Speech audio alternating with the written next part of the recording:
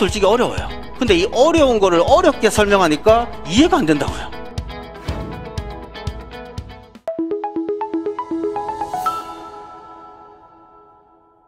제일 이제 중요한 부분 한번 얘기해 보죠. 아니, 경찰직렬 주관식 행정법과 우리 공인노무사 행정쟁송법이 뭐가 다르냐? 우리 행정법이 뭐라고 했습니까? 프로야구 선수가 좀 더 변화구보다 지저분하게 던지는 게 조작구입니다. 네. 아무튼 우리 행정조직법, 행정작용법, 행정구제법, 이게 행정법인데요. 또 행정구제도요, 두 가지로 나뉠 수 있습니다. 손해전보제도랑 그 다음 행정쟁송제도로 나뉩니다. 우리 이런 손해전보제도는 뭐가 있냐라고 봤더니요, 우리 코로나가 지금 재확산되고 있습니다. 국가손실하고 결부됩니다.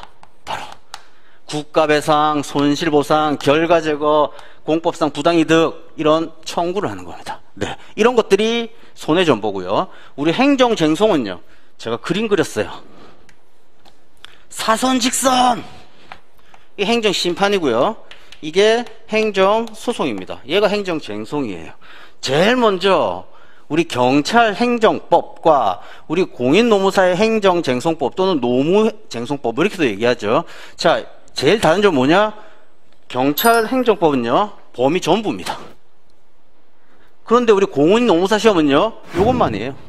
범위가 작죠. 그리고 또 시험 시간이요, 경찰은요 80분입니다. 문제 유형은 사례 문제, 우리 노무사 시험하고 거의 유사합니다. 그런데 시간은 엄청 작아요. 그리고 제일 중요한 거, 법전이 주어지지 않습니다. 경찰 시험에서 엄청난 부담이죠. 범위는 많은데 법전은 주어지지 않고 다 외워야 됩니다. 그렇다면 여러분들은요, 요것만 하면 되죠. 그리고 제일 중요한 커닝 페이퍼가 있죠. 예, 암기 부담 줄일 수 있습니다. 법전 활용만 잘하면 됩니다. 법전 활용법도 제가 말씀드릴 거예요.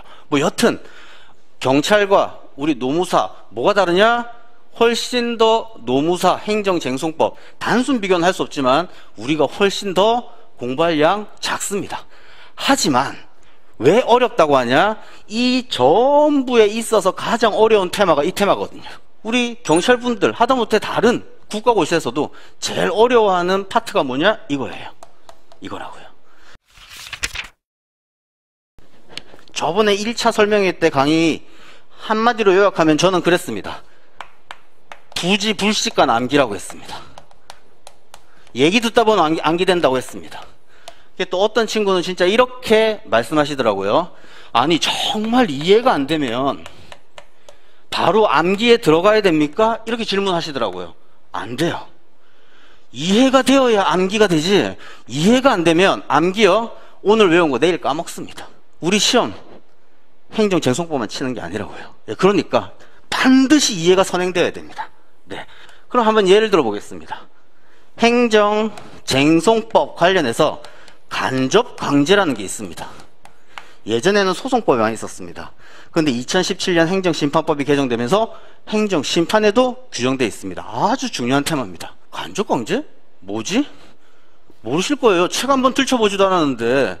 간접강제 안 와닿는다고요, 용어들이.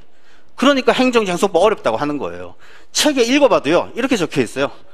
거부 처분 취소 판결이 확정된 경우에 행정청이 재처분 의무가 있는데, 이러한 재처분 의무를 불이행하면 그때 국민을 구제해주는 제도가 이거야. 뭔 소리인지 모르겠죠? 이렇게 설명하는데 뭘 이해를 해요? 그러면 쉽게 한번 이해해 보시죠. 간접강제 반대말이 뭘까요? 직접강제입니다. 직접 처분이라고 하는데 직접강제입니다. 쉽게 얘기해보면 제가 아들이 둘이 있습니다. 고등학교 2학년, 중학교 2학년의 남자아이들입니다. 말 안 듣습니다. 예전에는 아들 물 떠와 이러면 알았어 아빠 이랬어요. 하다못해 저 소시적에 우리 아버지가 물 떠와라 하면요, 네 하고 물 떠왔다고요. 근데 요즘 애들은요, 옛날에는 아버지한테 맞았다고요. 아버지 물 떠기 싫은데요? 맞았다고요. 근데 요즘 애들은요, 말도 안 들어요. 물 떠와라. 게임하는데 싫다고 한 대 팹니다. 그럼 떠올 수도 있지만 요즘 애들은요, 한 대 맞았어요. 아빠 잠깐 112. 아동폭력 막 신고합니다. 그러니까 직접 때릴 수가 없어요. 그러니까 어떻게 하냐? 간접적으로 물도에게 강제시키는 거예요. 누가 말 안 듣지? 누가 말을 안 들어서 행정법에 이런 게 있지? 이제 의문점이 들었죠? 이 간접 강제가 어렵고 중요한 이유는요, 취소 판결의 기속력. 또 머리 뽀개집니다. 용어만 들어도 짜증납니다. 네. 법이 솔직히 어려워요. 근데 이 어려운 거를 어렵게 설명하니까 이해가 안 된다고요. 그러니까 이런 질문 한다고요. 이해 안 돼도 암기해야 됩니까? 안 된다고요. 이해해야 된다고요. 그러면 보시죠. 행정법이라는 거는 이 행정법 관계의 당사자입니다. 얘네들이. 한쪽 당사자는 우월적 지위에 있는 행정청이고, 한쪽 당사자는요, 힘없는 서민이에요. 그래서 힘없는 서민이 이렇게 신청합니다. 내가 노무사 강의 10번 떨어졌네. 도저히 시험에는 운이 없나 봐. 내가 소리 나는 주전자를 만들었는데 이거 특허 내어서 내가 돈 좀 벌어야겠다. 그래서 특허 신청합니다. 나 특허 좀 내주세요. 이렇게. 그런데 행정청이 이렇게 특허를 내줬어요. 이런 거 다 처분이라고 합니다. 특허 처분 내어줬다고요. 그러면 다툴 일 없죠? 행정쟁송 다툴 일이 없다고요. 특허 내주세요 이랬더니 아까도 여러 교수님께서 설명드렸죠. 거부합니다. 이게 처분이에요, 이것도.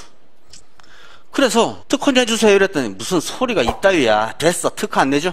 하고 거부를 해버립니다. 이러니까 이제 서민이 어떻게 할까요? 소송 제기합니다. 어떤 소송 제기할까요? 이 거부 처분 취소 좀 해주세요 라고 해서 취소 소송 제기합니다. 소송을 이렇게 제기했어요. 얘가 원고가 됩니다. 얘가 피고가 됩니다. 그랬더니 법원이 봤더니 야, 이런 특수한 소리가 나는 주전자를 특허 처분을 안 내줬어?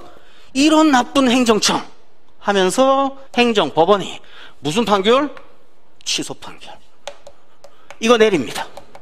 그럼 취소 판결 내린다는 건 뭐예요? 이거 취소한다 이 말이에요. 아무것도 없는 상태잖아요. 특허를 해야 되는데 갑이 원하는 거는 특허 처분인데 이게 뭐냐? 취소 판결의 기속력입니다.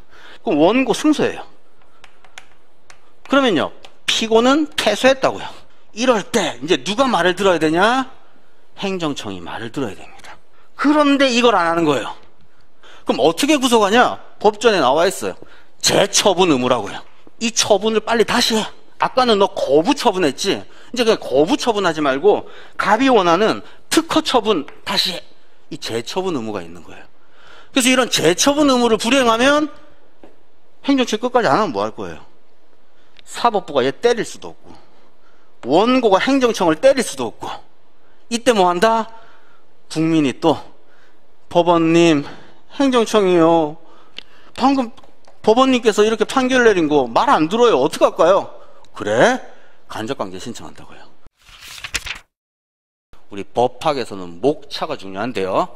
한번 적어보겠습니다. 야, 이 간사한 놈아! 이게 간접강제 간자예요. 제목이에요. 야, 이 간사하고 치사한 요 범죄자야. 너 절 배로해.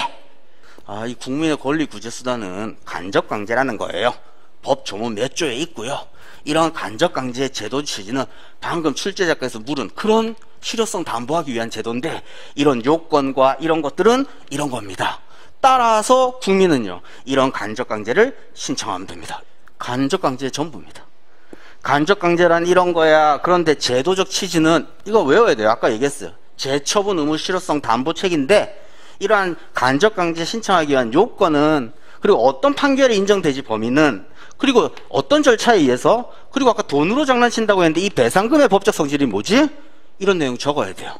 아무튼 행정쟁송법 간단히 또 말씀드렸습니다.